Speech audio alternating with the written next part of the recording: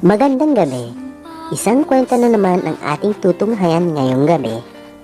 Ito ay isang kwento ng isang babaeng madasalin o ang religyosa. May isang lugar kung saan nakakaranas ng matinding pagbaha o ang malakas na bagyo. Nangangamba at natatakot ang mga tao rito, kaya humingi sila ng kaligtasan sa Panginoon.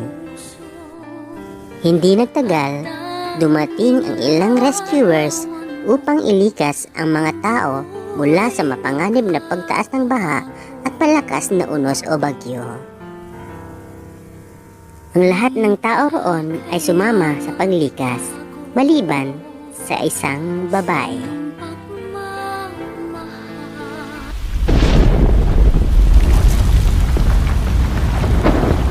Tumataas palalo ang baha.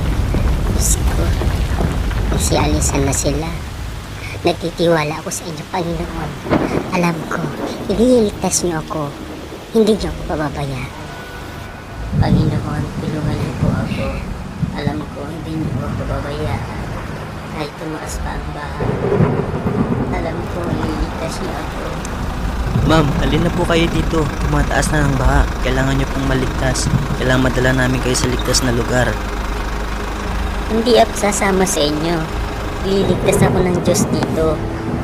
Siya na ang bahala sa akin. Sige na, malis na kayo. Ililigtas niya ako. Panginoon, ako po'y nagtitiwala sa inyo. Nililigtas niyo po ako dito sa kapahamakan. Ma'am, madali po. Sumama na po kayo sa amin. Kayo na lang po naiiwan dito. Hindi ako pababayaan ng Sige Diyos. na, ma'am. Huwag kayong mag-alala. Kailangan ko Nananalangin ako sa Kanya para sa aking kaligtasan. Umalis na kayo. Bilis. Sige, tara. Patuloy yung pagtaas ng baha. Diyos ko po. Ma'am, rescue operation. Sumama na po kayo sa amin. Inaantay ko ang Diyos. Sasagipin niya ako dito. Panginoon, asan ka na? Tumataas ang baha.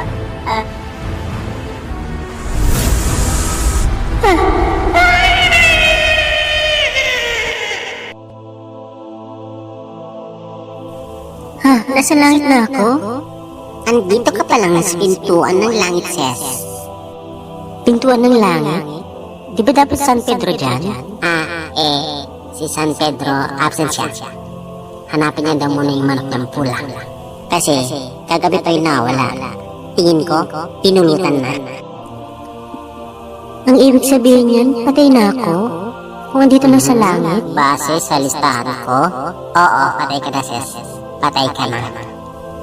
Bakit niya ako pinabayaan? Nanalangin naman ako sa kanya ng taos-puso. Alam mo, Ses, kailanman ay hindi nagpabaya ang ating Panginoon sa mga nananalangin ng taos-puso. Kailanman ay hindi ka niya iniwan.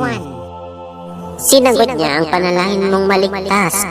Alam mo ba, Sis, ang tatlong rescuer na dumating? Sila'y kanyang pinadala upang ikasagipin. Pero naghinarte ka, nagfilingera, demanding, kaya nagpaiwan. Hindi ka na nag-isip na sila yung pinadala ni God para iligtas ka. Ganun ba? Kala ko kasi pupunta siya sa akin. Hindi ka ba naman lutang, Ses? Ses, ang dasal, kailangan may aksyon. Isip din pag may time. Kung ganun, pwede na ba pumasok? Ay, teka muna, Ses. Miguelito? Miguelito! Halika rito! Angel Miga, ano po yun? Kuhanan mo nga to ng temperature at bigyan mo ng face mask.